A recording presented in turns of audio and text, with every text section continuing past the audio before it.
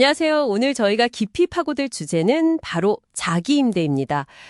사업주인 당신이 개인 소유 건물을 당신 사업체에 빌려주는 경우를 말하는 거죠. 네, 맞습니다. 보내주신 자료 보니까 이게 뭐랄까, 세금을 좀 아끼는 방법이 될 수도 있지만, 잘못하면 오히려 세금 폭탄 맞을 수도 있겠더라고요. 그렇죠.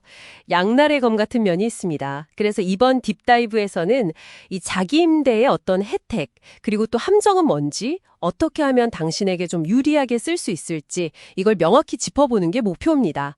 자, 한번 제도 파헤쳐볼까요? 네, 좋습니다. 우선 자기 임대에서 제일 먼저 알아야 할 게 이게 세금 처리가 일반 임대랑은 좀 다르다는 거예요. 다르다고요? 어떻게 다른데요? 핵심은 소득이 날 때랑 손실이 날 때 취급이 달라진다는 겁니다.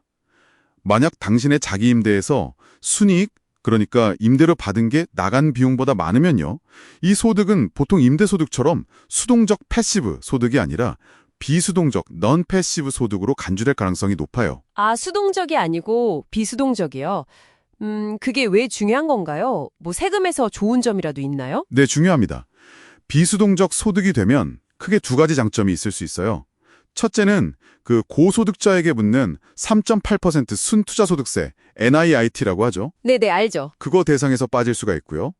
둘째는 조건만 맞으면 이게 사업소득처럼 취급돼서 그 적격사업소득, QBI 공제 혜택도 받을 수 있습니다. 와, 그러니까 이익이 나면 오히려 세금 혜택이 있는 거네요. 그렇죠. 세금을 덜 낼 기회가 생기는 거죠. 오호. 근데 뭔가 여기가 함정일 것 같은 느낌인데요. 손실 나면요? 그럼 손실도 비수동적 손실로 바뀌어서 다른 사업 소득이랑 이렇게 딱 상쇄하고 그럴 수 있나요? 바로 그게 문제입니다. 자기 임대에서 순손실이 나면 이익이랑은 다르게 성격이 안 바뀌어요. 그냥 그대로 수동적 손실로 남습니다. 아, 수동적 손실로요? 네. 근데 이 수동적 손실은 당신이 직접 운영하는 주 사업에서 번 비수동적 소득이랑 상쇄를 못해요. 상쇄가 안 된다고요? 그럼 그 손실은 어떻게 되는 거예요? 결국 다른 데서 수동적 소득이 따로 있지 않으면 그 손실은 당장은 공제 못 받고 그냥 계속 쌓이는 거죠. 말 그대로 갇힌 손실이 되는 겁니다. 이야, 이거 진짜 함정이네요. 네. 이게 바로 자기 임대의 비대칭적인 함정이죠. 그래서 가능하면 손실보다는 약간이라도 순이익이 나도록 임대료를 설정하는 게 유리할 수 있다는 겁니다. 아하. 물론 이때 임대료는 반드시 공정시장 가치 FMV여야 합니다. 너무 높거나 낮으면 국세청에서 문제 삼을 수 있어요. 그렇죠. FMV 중요하죠. 네, 실제 판례에서도 합리적인 임대료라는 근거 제대로 제시 못하면 공제 자체를 부인당하기도 했고요. 그렇군요. 임대료 설정이 진짜 중요하네요. 그럼 사업체 형태에 따라서도 좀 전략이 달라질 것 같은데요. 예를 들어 C코퍼레이션, C법인이면 어떤 점을 생각해야 할까요? C코프의 가장 큰 고민은 역시 이중과세죠. 아시다시피 법인 단계에서 세금 한 번 내고 주주가 배당받을 때 또 내니까요. 맞아요. 자기 임대가 이 문제를 좀 완화하는 괜찮은 방법이 될 수 있어요. 주주인 당신이 개인 건물을 법인의 적정 시장가, 즉 FMV로 임대하면 법인은 그 임차료를 비용으로 빼서 법인세를 줄일 수 있고요. 당신은 개인 소득세만 내면 되니까 결과적으로 보면 법인 이익을 이중과세 없이 개인에게 가져오는 효과가 생기는 거죠. 괜찮은 방법인데요? 네. 다만 여기서도 FMV가 정말 중요합니다. 시세보다 너무 높은 임대료를 받으면 IRS가 이걸 위장배당으로 볼 수 있어요. 위장 배당이요? 네. 그렇게 되면 법인에서 비용 처리한 거 인정 안 해주고 결국 다시 이중과세되는 위험이 있습니다. 그래서 꼭 적정 임대료 산정하고 근거를 잘 남겨둬야 해요. 알겠습니다. C법인은 그렇고 그럼 S코퍼레이션이나 파트너십 같은 통가기업은 어때요? 거긴 이중과세 문제는 없잖아요? 맞습니다. S코업이나 파트너십은 이익이 바로 주주나 파트너 개인에게 넘어가서 과세되니까 이중과세 걱정은 없죠. 그래서 이 경우에는 자기 임대 전략의 초점이 좀 달라집니다. 주로 소득의 성격을 관리하는 데 맞춰지죠. 소득의 성격이요? 아까 그 비수동적 소득 만드는 거요? 네, 맞아요. 약간의 순이익을 내서 비수동적 소득으로 만들면 아까 말씀드린 NITP하고 또 QBI 공제 가능성도 높이는 그런 전략을 쓸 수 있죠. 특히 S코프 같은 경우는 그 대표님들이 집 일부를 사무실, 홈오피스로 쓰는 경우가 흔한데요. 네, 많죠. 이걸 단순히 법인에 임대해주는 형식으로 처리하는 것보다는 책임 경비 지출 계획이라는 걸 활용하는 게 세무상 훨씬 유리합니다.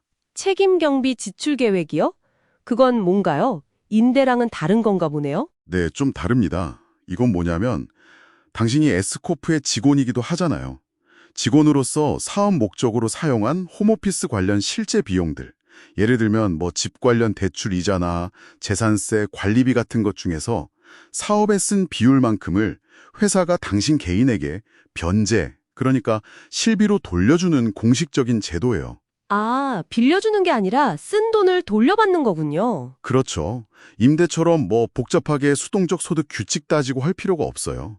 그리고 가장 큰 장점은 회사는 변제해준 금액 전부를 사업비용으로 공제받을 수 있고요. 당신은 그 변제받은 금액을 소득으로 신고할 필요 없이 전액 비과세로 받을 수 있다는 겁니다. 와, 전액 비과세요? 그건 진짜 좋은데요? 회사도 비용 처리되고 개인은 해금 없고. 네. 그래서 에스코프 홈오피스는 이 방법이 회사나 개인 모두에게 깔끔하고 유리한 경우가 많습니다. 알겠습니다. 그럼 아까 그 골치 아픈 갇힌 손실 문제요. 자기 임대에서 손실이 났을 때 이거 어떻게 활용할 다른 방법은 없을까요? 계속 쌓아두기만 하면 답답할 것 같은데요. 네, 있습니다. 아주 강력한 해결책이 하나 있어요. 바로 활동 그룹화 선거, 그룹핑 일렉션이라는 제도입니다. 활동 그룹화 선거요? 네, 이건 세금 보고할 때 공식적으로 선택을 하는 건데요. 당신의 그 임대 활동이랑 당신이 실질적으로 참여하는 주사업 활동 있잖아요. 네. 이 두 개를 세법상 그냥 하나의 활동으로 묶어버리는 겁니다. 아, 묶어요. 그렇게 하면 뭐가 달라지는데요? 이렇게 묶으면 임대 활동에서 손실이 나도 그게 더 이상 수동적 손실이 아니게 돼요. 주사업 활동과 같은 비수동적 손실로 취급되는 거죠. 아, 그럼 그렇죠. 그럼 이제 그 손실을 당신의 다른 사업 소득, 즉 비수동적 소득이랑 직접 상수할 수 있게 됩니다. 아까 말한 자기 임대의 손실 함정을 정면으로 깨는 방법이죠. 와, 이건 정말 유용한데요. 그럼 무조건 하는 게 좋은 거 아닌가요? 근데 이게 한 번 선택하면 계속 그걸로 가야 하는 구속력이 있어요. 나중에 다시 바꾸기가 어렵거든요.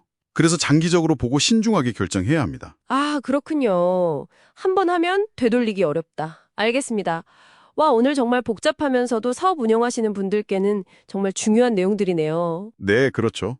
정리를 좀 해보면 자기 임대라는 게 잘 쓰면 C법인의 이중과세 부담을 덜 수도 있고 S법인에서는 뭐 NIIT 같은 세금을 피하거나 홈오피스 비용을 비과세로 처리하는 등 당신에게 꽤 큰 혜택을 줄 수 있다. 맞습니다. 하지만 그 공정시장 가치 FMV 임대료 잘 설정하고 증빙하는 게 엄청 중요하고 또 손실 나면 갇힌 손실이 될 위험도 있으니 조심해야 한다. 네, 핵심입니다. 결국 당신의 사업 형태에 딱 맞는 전략을 짜고 필요하면 책임경비 지출 계획이나 활동 그룹화 같은 도구도 잘 활용하고 모든 걸 꼼꼼하게 문서로 남겨두는 게 핵심이겠네요. 정확합니다. 오늘 저희가 짚어본 내용들이 당신의 세금 전략을 세우는데 아주 중요한 시작점이 될 겁니다. 네. 여기서 한 걸음만 더 나아가서 이런 질문을 던져볼 수 있겠어요. 당신의 아주 구체적인 상황에서 이 전략들을 적용하려고 할 때 혹시 놓치고 있는 다른 세법 규정은 없을까?